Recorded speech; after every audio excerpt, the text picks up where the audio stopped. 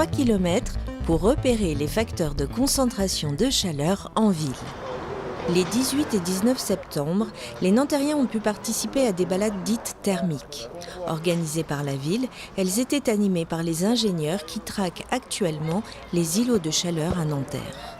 Objectif, permettre aux élus d'engager des actions concrètes pour réduire le phénomène. Quand il fait chaud, il fait encore plus chaud en ville qu'à la campagne. Ça, on le constate tous quand on prend sa voiture parce qu'on a chaud en ville et qu'on sort de la ville pour aller se rafraîchir, ou qu'on y va à vélo ou à pied, qu'on va dans un parc, on va chercher de la fraîcheur. C'est parce qu'en fait, la composition urbaine, avec les matériaux, avec les voitures, avec les bâtiments, fait qu'il fait plus chaud en ville pour des mêmes conditions climatiques qu'à la campagne. Et avec le changement climatique, comme il va faire de plus en plus chaud, on le constate déjà, forcément, dans ces îlots de chaleur où il fait quelques degrés encore plus chaud, ça peut devenir problématique en termes de confort. Qui dit îlot de chaleur sous-entend îlot de fraîcheur. Un îlot de fraîcheur, c'est un endroit dans la ville où il fait particulièrement frais.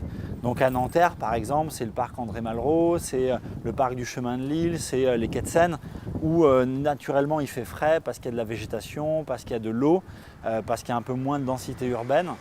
Et c'est ce qui fait qu'on s'y sent bien. Et donc, du coup, ça peut être des endroits refuges en fait en période de canicule. Pour partager leur diagnostic avec les habitants, les experts n'étaient pas venus les mains vides. Images satellites pour les températures de surface, thermomètre à boule noire pour le ressenti et caméra infrarouge. Sans oublier les 9 capteurs disséminés sur l'ensemble du territoire. Mais concrètement, que peut-on faire ? On va jouer sur la végétation, on va jouer sur l'eau, on va jouer sur l'ombre, on va jouer sur la couleur des bâtiments. Dans la ville, là, on a une belle façade claire. Cette façade, elle va moins chauffer l'été puisqu'elle, par définition, elle renvoie la chaleur.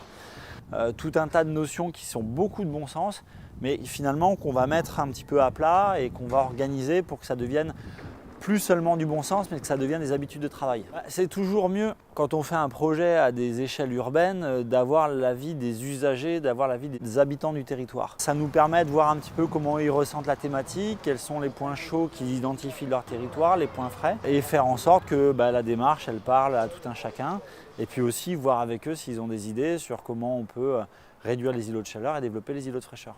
Et si vous avez raté les balades thermiques, vous pouvez toujours participer à la concertation sur participer.nanterre.fr jusqu'au 30 septembre.